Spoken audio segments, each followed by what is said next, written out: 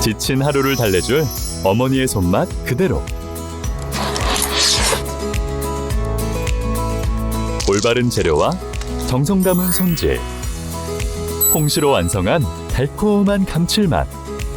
집에서도 편하게 택배로 받아보세요. 매콤하게 땡기는 감칠맛. 장간의 양념게장. 검색창에 장간의 양념게장을 검색해보세요. 최근 2년간 집값이 올라갔다. 저는 이 최근 2년은 거짓 상승이라고 그러죠. 진짜 상승이랑 거짓 상승은 다르다. 진짜 상승은 추세 상승을 말하는 거고, 거짓 상승은 억지로 유동성을 불어넣어가지고 일시적으로 상승시키는 건데, 그 대표적인 현상이 뭐라 그랬어요? 거래량이 반토막이 났는데 집값이 상승한다는 게 말이 안 된다. 이게 연간 거래량으로 제가 말씀을 드렸죠. 그 다음에 또 한 가지는 경매가 계속 폭증하고 있다는 거. 그래서 낙찰가율 올라가고 있다 뭐 이런 식으로 이야기를 하지만, 수요 공급의 논리 말하는 사람들 같은 경우가 진짜 말도 안 되는 소리인 거죠. 자, 경매 건수는 계속 늘어나요. 매물이 늘죠. 공급이 많다는 소리죠, 수요보다. 그 다음에 낙찰률이 떨어지고 있다. 수요가 줄어들고 있다는 소리죠. 공급은 늘어나고 수요는 줄어들고 있는데 가격이 올라간다고 우기는 거다.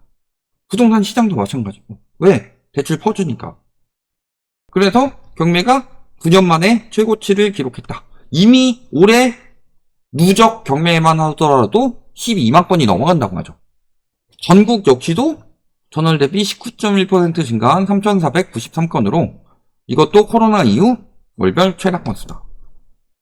그러니까 전국은 코로나 이후 최다인데 서울은 2015년 이후 최다다.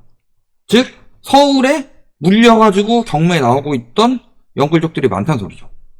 지방은 떨어져도 서울 수도권은 올라요. 이게 얼마나 개소리인지가 나오는 거다. 여기에 문제는요, 집값이 붕괴할 때 물론 글로벌 금융위기 때처럼 전세시장에 유동성을 불어넣어주기 시작하니까 매매가는 떨어지는데 전세가가 올라가는 현상이 나타났던 적도 있지만, 지금은 매매시장이랑 전세시장이 같이 흘러간다고 그러죠. 그러면은 거기서 지금 실수요자들이 자꾸 매매시장으로 뛰어들게 만드는 가장 큰 요소가 뭐냐? 전세가가 개 비싼데 전세가가 더 올라갈 거라고 생각하는 거. 근데 전세가는 역전세 터질 것이다. 지금 전세가 올라간다고 난리를 치더라도 이때 워낙 떨어져가지고 21년 고점 찍었을 때 대비로 역전세가 계속 터진다는 소리예요. 그래서 21년 고점인데 임대차법 때문에 4년 사는 사람들이 이제 역전세를 걱정해야 되는 거죠. 연장할 땐 여월세로 한번 버텨주기라도 했는데 이제는 이제 올해 하반기 이후 역전세가 터질 가능성이 굉장히 높아지고 있다. 전세가 떨어지게 되면요, 첫 번째로는 실수요자들이 주거 난민이 돼서 될 것 같아가지고 진짜 무리하게 집 산 사람들도 있어요. 그리고 두 번째로는 갭투기 한 사람들은 역전세는 최악의 악재죠.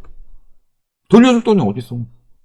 한 채면 그래도 할만하죠. 한 세 채만 되더라도 1,000만원씩만 떨어져도 당장 3,000만원이 필요해요. 근데 갭투기 하는 사람들이 전세금 돌려줄 돈을 남겨놨겠냐.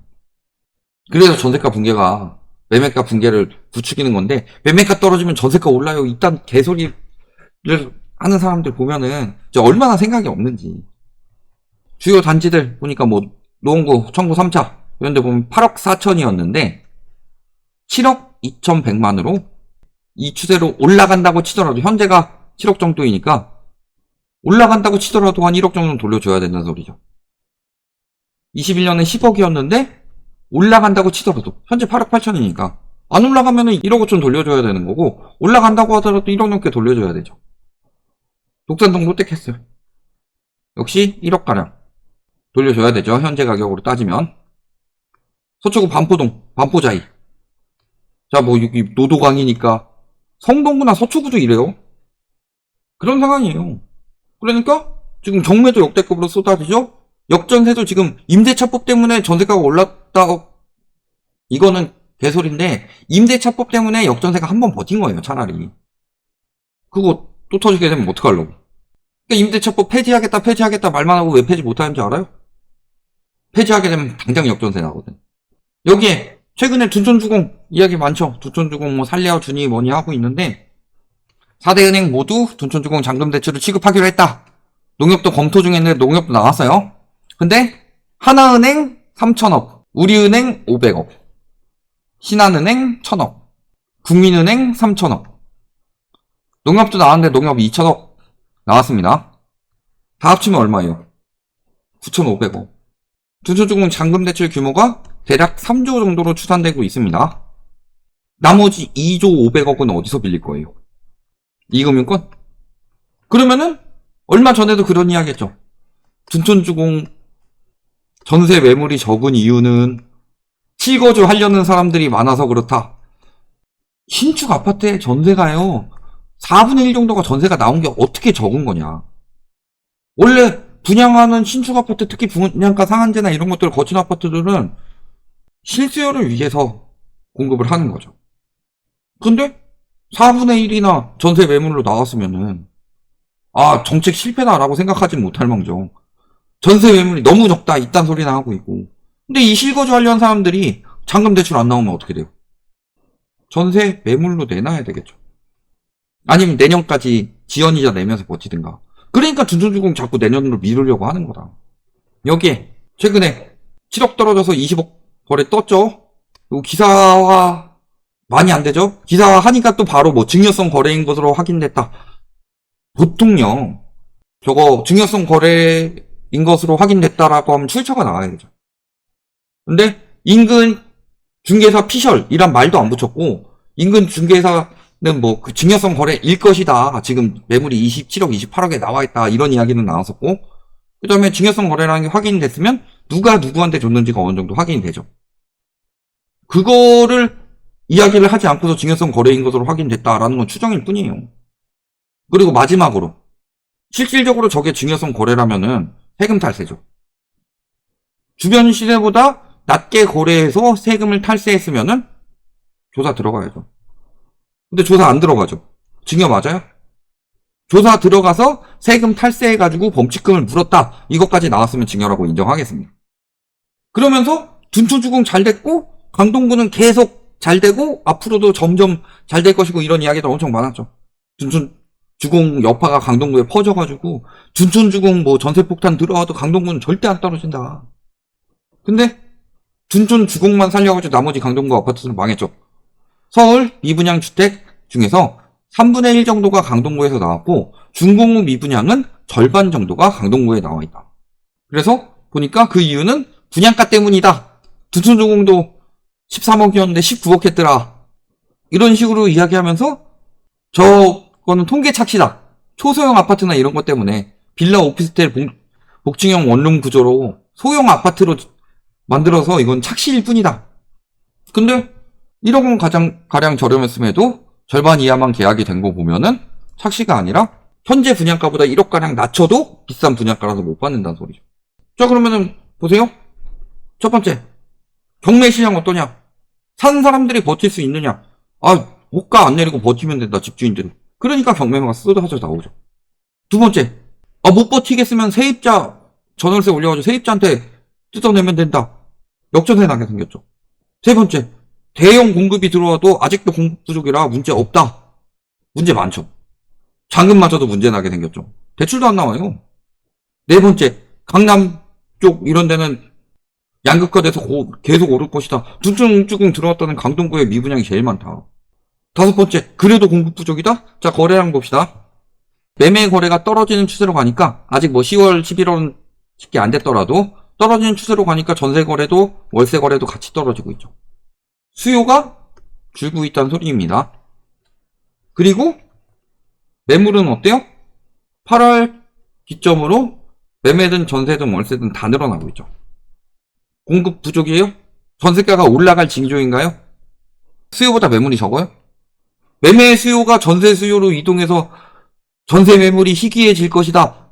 매매 가격이 떨어지면서 매매 수요가 전세 수요로 이동했는데 전세 매물이랑 월세 매물이 왜 남아돌까요? 다 답이 나오죠. 이제 믿을 거는 그거밖에 없습니다. 정책대출 55조. 그 다음에 내년 한도 리셋. 근데 내년 한도 리셋 되면서 은행별 DSR 들어가기 때문에 지금 같은 식으로 생각해가지고 보면 주담대도 막 60%씩 내주는데 은행별 DSR 제대로 적용하기 시작하면요 거의 올해 나갔던 대출보다 매우 줄어들 수밖에 없어요. 근데 이 DSR에 그 전에 예외가 되었던 전세나 정책 대출이 포함이 되냐 안 되냐? 포함되죠. 내년은 잘 돼봐야 1분기 정도밖에 대출 안 나온다. 그리고 지금도 보면 9,500억밖에 안 나왔죠. 4대 은행. 그러면서 단서를 달아놔요. 뭐라고? 내년에 풀 거다. 그러면은 내년까지 지연이자 내고서 내년에 겨우 잔금대출 받아가지고 입주하면은 둔존주공에서 또 대출 쏙 빼가죠. 남은 대출이 얼마나 되겠냐. 이런 걸 생각하셔야 된다. 이미 매물은 매수 우위죠. 경매도 마찬가지죠. 매물 쌓이고 마찬가지죠. 분양도 마찬가지죠. 전세도 역전세로 가고 있죠. 이런 증빙자료 다 들이대고 이미 실거래 가격 지수는 하락으로 바뀌었어요. 언제 떨어질 거예요? 라고 하는데 언제 떨어지는데 대답을 안 해준다. 라이트하우스는. 말 같지도 않은 소리. 난 이미 떨어지고 있다고 얘기를 한 지가 지금 몇 달째인데.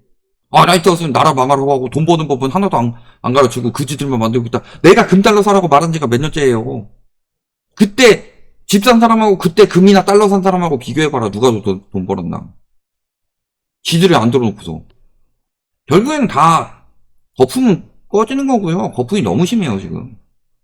그게 지금 문제인 거고, 그 거품이 꺼지는 징조들이 나오고 있는 거를 억지로 그냥 대출 중에 4분의 3을 정책 대출로 풀어가지고 억지로 부양시켰던 것들인데, 그게 지금 터지고 있는 거다. 그러니까 정부에서 그토록 살리려고 했던 둔존주공마저도 올해 다 못 살리고 내년으로 분할해서 살리려고 하는 거다.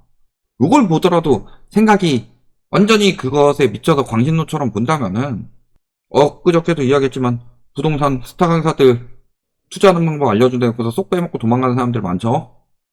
그걸 안다. 여기까지 말씀드리겠습니다.